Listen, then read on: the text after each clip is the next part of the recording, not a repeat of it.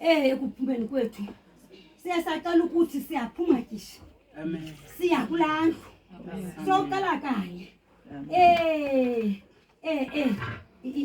Ingubo yokudabula kwakhe lo mama ebehamba ngayo siyoqala lebhaki.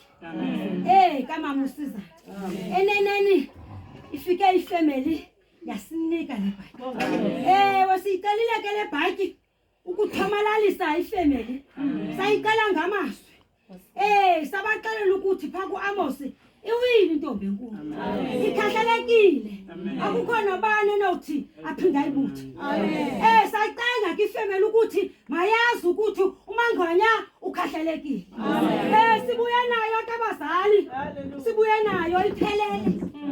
Iphelele futhi iqoqekile.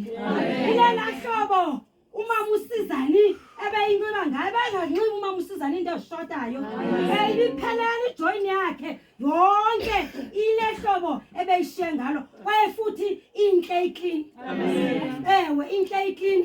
Phamba ke ndizonika umama ophethe indawo sizake sithi tishi noma kulapha phambi kwami. Dilinde mama, dilinde. Umama Mangwane. Umama wamanyana. Umama wamanyana bephuma. Aqanda isitalato. Ngoba ebesiya emanyanweni eyovuselela umama. Ebaxelela ukuthi wenje nje uThixo ukulithanda kwakhe ihlabathi.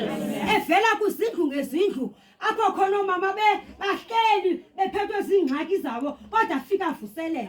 Make sitheni jike nokuba sekumnyama sime noba kulapha phambi kwendlu sibuye singene.